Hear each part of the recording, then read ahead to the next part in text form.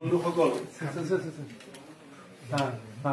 মাননীয় সাংবাদিক বন্ধুসকল আজি আমাৰ দিল্লীত আমাৰ সাংসদ ৰকিবুল হুছেইন ডাঙৰীয়াৰ চৰকাৰী বাগী আমি প্ৰাক্তন সভাপতি পৱন সিং ঘাটোৱা ডাঙৰীয়া আৰু আমাৰ মাননীয় বিৰোধী দলৰ দলপতি শ্ৰীযুত শইকীয়া ডাঙৰীয়া সাংসদ ৰকিবুল হুছেইন ডাঙৰীয়া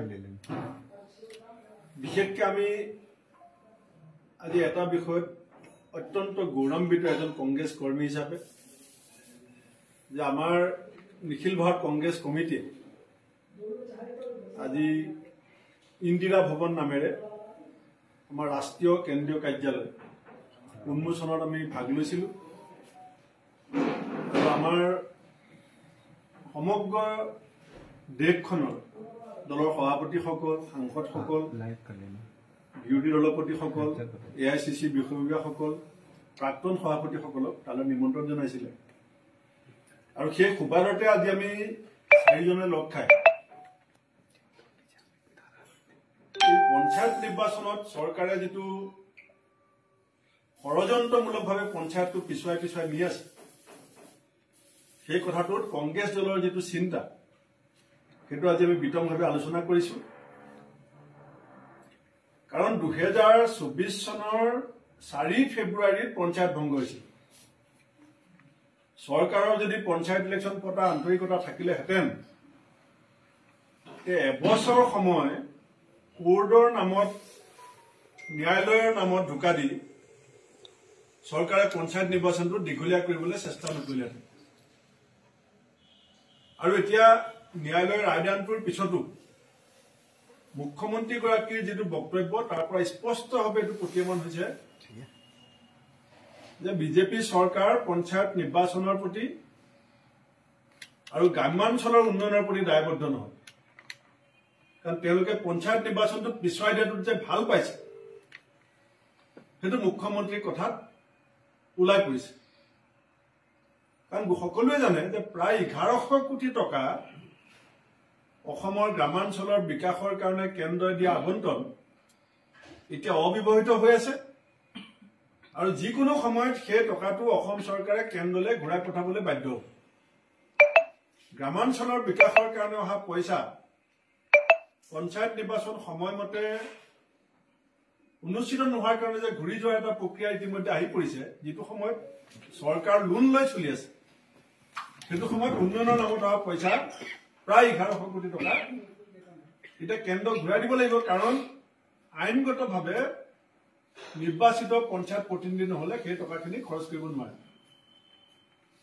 সেইকাৰণে আমি অসম চৰকাৰক আজি দাবী জনাইছো অসম প্ৰদেশ কংগ্ৰেছ কমিটিৰ হৈ যে আমাক অনতি পলমে পঞ্চায়ত নিৰ্বাচন পাতিব লাগে ছবিৰ হৈ পুৰা গ্ৰাম্য উন্নয়ন আৰু গ্ৰাম্য উন্নয়নৰ নামত আবণ্টিত ধনৰাশি যাতে কেন্দ্ৰলৈ ঘূৰি নাযায় আৰু নতুন আবণ্টন এতিয়া বন্ধ হৈ যাব গ্ৰাম্য বিকাশৰ দিশটোৰ প্ৰতি চকু ৰাখি আৰু ৰাজনৈতিক যিটো ক্ষমতা বিকেন্দ্ৰীকৰণৰ প্ৰক্ৰিয়া আমাৰ কংগ্ৰেছ দলে আৰম্ভ কৰিছিল এই প্ৰক্ৰিয়াটোৰ ধাৰাবাহিকতা অক্ষুণ্ণ ৰখাৰ স্বাৰ্থত গাঁৱৰ মানুহৰ যিটো অধিকাৰ ৰাজনৈতিক অধিকাৰ সেই অধিকাৰ ৰাইজক দিয়াৰ স্বাৰ্থত আমি পঞ্চায়ত নিৰ্বাচন অনতি পলমে হোৱাটো বিচাৰিছো আৰু যদি চৰকাৰে আন্তৰিকতা প্ৰদৰ্শন কৰি পঞ্চায়ত নিৰ্বাচনৰ সুনিৰ্দিষ্ট সময় ঘোষণা নকৰে তেতিয়াহ'লে কংগ্ৰেছ দলে পৰৱৰ্তী পলিটিকেল এফেয়াৰ্ছ কমিটি মিটিঙত আলোচনা কৰি ৰাজপথ আৰু ন্যায়ালয় আমি যিফালে গ'লে অসমত পঞ্চায়ত নিৰ্বাচন পাতিব পাৰোঁ আমি সেইফালে যাবলৈ বাধ্য হ'ম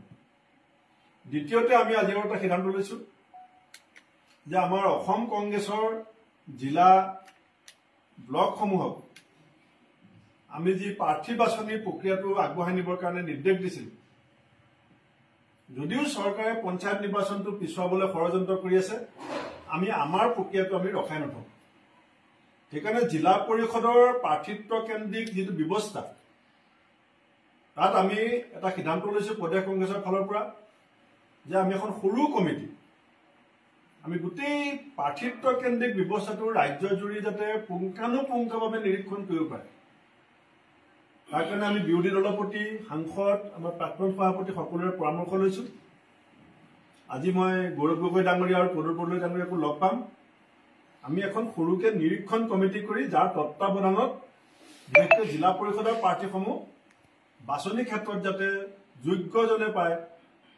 প্ৰকৃত পাবলগীয়াজনে প্ৰাৰ্থিত্ব পায়, সেই ক্ষেত্ৰত সম্পূৰ্ণ এটা স্বচ্ছ প্ৰক্ৰিয়া যাতে প্ৰদেশ কংগ্ৰেছে এটা আদৰ্শ জিলা কংগ্ৰেছবিলাকক আমি দেখাব পাৰোঁ, ব্লক কংগ্ৰেছবিলাকক যাতে এটা দেখাব পাৰোঁ, দলীয় কৰ্মীসকলৰ মনত যাতে কোনো কাৰণত আঘাত লাগিবলগীয়া নহয়, চবেই যাতে একেষাৰে ক'বলৈ এটা পৰিস্থিতি হয় যে কংগ্ৰেছ দলে যোগ্যজনক প্ৰাৰ্থিত্ব দিছে। দলৰ কৰ্মী শাখা সংগঠনবিলাকৰ দিহা পৰামৰ্শক গুৰুত্ব দি পেলাই কংগ্ৰেছে সিদ্ধান্ত লৈছে। সেইকাৰণে আমি এখন হাই পাৱাৰ সৰু এখন কমিটি আমি জিলা পৰিষদ কেন্দ্ৰিক প্ৰাৰ্থিত্বৰ ক্ষেত্ৰত বনাবৰ কাৰণে সিদ্ধান্ত লৈছোঁ। এইখিনিয়ে মোৰ আজি আপোনালোকক ক'ব। কোনো ধৰণৰ আমাৰ তিনিজনে এষাৰ এষাৰ কমিটিখন কিমানজনীয়া হ'ব বা কি কথা সেই সন্দৰ্ভত আপুনি যিখন কমিটি সংখ্যাটো মই এতিয়া কৈ দিয়া নাই, কিন্তু আমাৰ এনে কমিটিটো আমাৰ আছেই ধৰক, জিলা কমিটি আছে, ব্লক কমিটি আছে। কিন্তু এইবাৰ জিলা পৰিষদটো আমি অত্যন্ত গুৰুত্ব সহকাৰে লৈছোঁ, কাৰণ আমি গ্ৰামাঞ্চলত গৈ গম পাইছোঁ যে বিজেপিৰ প্ৰতি মানুহৰ বহুত ক্ষোভ আছে। ৰাইজে কংগ্ৰেছক পঞ্চায়তৰ জৰিয়তে এটা বাৰ্তা দিব বিচাৰিছে। সেই বাৰ্তাটো আমি ৰাইজৰ পৰা ল'বৰ কাৰণে আমাৰ দলত যাতে একেবাৰে ন্যূনতম সৰু ভুল এটাও যাতে নহয়, তাৰ কাৰণে আমি আমাৰ দলটোক আগুৱাই নিয়াৰ ক্ষেত্ৰত জিলা পৰিষদ প্ৰাৰ্থিত্বক বাছনি কৰিবৰ কাৰণে চূড়ান্ত সিদ্ধান্ত ল'বৰ কাৰণে এখন সৰু হাই পাৱাৰ কমিটি আমি বনাবলৈ সিদ্ধান্ত লৈছোঁ। কোনো ধৰণৰ মিত্ৰতাৰ কথা থাকিব নাথাকে? মিত্ৰতাৰ ক্ষেত্ৰত ইতিমধ্যে আমাৰ হৈ যোৱা PSC আমাৰ সিদ্ধান্ত হৈ গৈছে যে আমি জিলাসমূহক কৰ্তৃত্ব দিবলৈ কৈছিলে PSC। সেই মৰ্মে ইতিমধ্যে আমি জিলা কংগ্ৰেছবিলাকক কৰ্তৃত্ব দিছোঁ যে আপোনালোকৰ নিজৰ নিজৰ এলেকাত যিবিলাক বিজেপি বিৰোধী দলৰ প্ৰাধান্য আছে সেই দলবিলাকৰ লগত আলোচনা আৰু যোগাযোগ কৰি প্ৰাৰ্থিত্ব কেন্দ্ৰিক কিছু বুজাবুজি কৰি পেলাই ভাল হয় বুলি ইতিমধ্যে আমি পৰামৰ্শ দিছোঁ। আৰু মোৰ গুৰিত থকা ৰিপৰ্ট মতে কেইবাখন জিলাত সেই প্ৰক্ৰিয়াটো খুব যোগাত্মকভাৱে আগবাঢ়িছে অন্য বিৰোধী দলৰ সৈতে। হয়, চৰকাৰলৈ আপোনালোকৰ কিবা ডেডলাইন থাকিব যে কিমান দিনৰ ভিতৰত পঞ্চায়ত নিৰ্বাচনৰ প্ৰকৃততে ছবিখন স্পষ্ট কৰিব লাগে? চব প্ৰকৃততে কথাখিনি এনেকুৱা, যেতিয়াই অসমত অকংগ্ৰেছী চৰকাৰ হয় সেইখিনি সময়তে পঞ্চায়তৰ নিৰ্বাচন সময়মতে অনুষ্ঠিত নহয়। অসমৰ খুব শেহতীয়া ৰাজনৈতিক ইতিহাসত হিতেশ্বৰ শইকীয়াৰ মুখ্যমন্ত্ৰীত্বৰ সময়ছোৱাত আৰু প্ৰয়াত তৰুণ গগৈ ডাঙৰীয়াৰ মুখ্যমন্ত্ৰীত্বৰ নেতৃত্বৰ সময়ছোৱাত পঞ্চায়তৰ নিৰ্বাচনসমূহ সময়মতে অনুষ্ঠিত হৈছিল। আৰু যেতিয়াই অসম গণ পৰিষদৰ চৰকাৰ আছিল সেইখিনি সময়ত পঞ্চায়তৰ ব্যৱস্থাটো বাহাল ৰখা হোৱা নাছিল। ঠিক একেই ঘটনা এতিয়া ডক্টৰ হিমন্ত বিশ্ব শৰ্মা নেতৃত্বাধীন বিজেপি চৰকাৰখনৰ বাবেও আমি দেখা পাইছোঁ।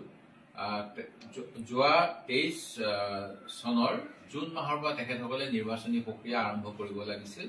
অসমৰ যি পঞ্চায়তী আইনী ব্যৱস্থা আছে, পঞ্চায়তৰ ৰুল অনুসৰি, আইন অনুসৰি, সেইখিনি নকৰিলে আৰু তাৰ ফলত 24 ডিচেম্বৰত যেতিয়া পঞ্চায়তৰ কাৰ্যকাল শেষ হ'ল যোৱা 23ত, তেতিয়া আজি প্ৰায় 1 বছৰতকৈ অধিক দিন ধৰি আমি দেখা পাইছোঁ যে যোৱা গোটেই 2024 চনটো পঞ্চায়ত নোহোৱাকৈ গাঁওসমূহ চলি আছে।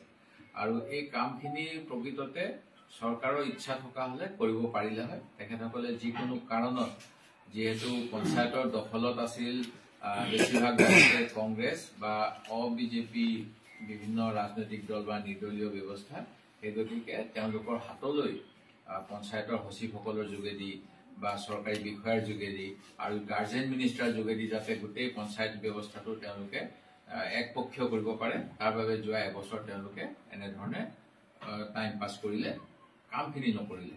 আৰু এতিয়াও তেওঁলোকে যিখিনি কৰিলে, মুখ্যমন্ত্ৰীয়ে কিবা এটা ঘোষণা কৰিছে এপ্ৰিলত হ'ব বা নহ'ব, কোনো ধৰণৰ যাতে বেমেজালি নোহোৱাকৈ হয়।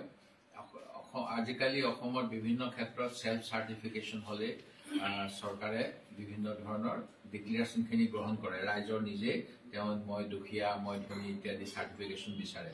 মই সেই গতিকে অসম চৰকাৰক পুনৰ আপিল কৰিম যে তেখেতসকলে যেনেধৰণে পঞ্চায়তৰ সীমা নিৰ্ধাৰণ কৰিলে এইখিনি তেখেতসকলে নিজে ৰিভিউ কৰক, যাতে কোনো মানুহে কোৰ্টৰ ওচৰ চাপিব নালাগে। আৰু তেওঁলোকে এইখিনি যদি ভালকৈ কৰে তেতিয়াহ'লে আমি তাৎক্ষণিকভাৱে পঞ্চায়তৰ নিৰ্বাচন হোৱাটো বিচাৰোঁ। কিন্তু যেনেধৰণে যোৱা সময়ছোৱাত কৰিছে, আৰু সেই গতিকে হাইকোৰ্টৰ আজি হস্তক্ষেপৰ প্ৰয়োজন হ'ল। সেই গতিকে এনেকুৱা যাতে নহওক অসম চৰকাৰে নিজে সততাৰে কামখিনি কৰক, সেইটোৱে মোৰ আজিৰ দাবী। পঞ্চায়ত নিৰ্বাচন অনুষ্ঠিত কৰিলেও 9খন পঞ্চায়তক বাদ দি পেলাই কৰাৰ এটা নিৰ্দেশনা হাইকোৰ্টে দিছে। ৰিভিউটো আপুনি ন্যায়ালয়ৰ ৰায়দানৰ সম্পৰ্কত আমাক ক'বলগীয়া নহয়। ন্যায়ালয়ৰ এটা স্বতন্ত্ৰ অনুষ্ঠান, তেখেতসকলে যি ৰায়দান দিছে সেইটো ঠিক আছে, কিন্তু চৰকাৰে এবছৰ ন্যায়ালয়ৰ ৰায়দান দিলে কেনেকে বাচিল?